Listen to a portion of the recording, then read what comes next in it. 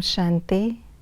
संगम युग पर भोलानाथ बाप हम बच्चों के लिए टीचर के रूप में आकर ड्रामा के गूढ़ राज स्पष्ट करते हैं।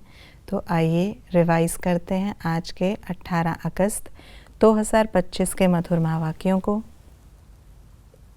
भक्तों को फल देने वाला कौन है? एक भगवान बाप। भगवान क्या फल देते हैं? मुक्ति और जीवन मुक्ति का। शिव बाबा हमें क्या समझाते हैं? सृष्टि के आदि मध्य अंत का ज्ञान। नाटक से कोई भी निकल नहीं सकता। शरीर छोड़ने पर कोई भी आत्मा निर्वाण नहीं जाती। पतित से पावन बनने की सहज युक्ति क्या है? अपने को आत्मा समझ बाप को याद करना। याद में रहने से क्या होता? पवित्र बनते, ऊंच पद पाते। ज्ञान कौन सुन पाते हैं? जो शुरू से अंत तक पाठ बजाते हैं। सबसे बड़ा ज्ञानी कौन होता? सदा आत्म अभिमानी रहने वाला।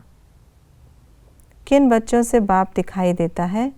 जो सदा बाप की याद में लवलीन रहे, मैपन की त्याग वृत्ति में रहते। महादानी की निशानी, जिनसे अन्य आत्माओं को बाप के स्नेह का अनुभव होता, जिनके चेहरे से बाप का चित्र और चलन से बाप का चरित्र दिखाई देता, जिनकी विशेषता देखकर अन्य सभी विशेष आत्मा बनने की प्रेरणा प्राप्त करते। ड्रामा के गूढ़ राज बाबा ने इस प्रकार स्पष्ट किए। ये नाटकशाला मनुष्यों की है। ये बना बनाया अनादि ड्रामा है। मोक्ष किसी को भी नहीं मिलता है। सभी को अपना अपना पार्ट मिला हुआ है। जो जिस धर्म का है फिर से उसी धर्म में जाते हैं। हर एक आत्मा पाठ बजाने निर्वाण धाम से आती है। जब और धर्म स्थापक आते तब ही उनका पाठ होता है। इसमें न कोई एक्टर ऐड हो सकता, न कोई कम हो सकता। क्या होने से क्या होता है? आत्मा में खाद पड़ने से मुलम्मे की बन जाती। लगन में मगन हो जाने से बाप के समान बन जाते। महादानी बनने से आदि से अंत तक पूज्यपन में भी और पुजारीपन में भी महान रहते।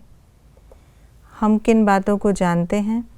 मनुष्य से देवता बनते हैं। हम इस ड्रामा में पाठधारी हैं। ड्रामा के आदि मध्य अंत को बाप के द्वारा सबकी बायोग्राफी।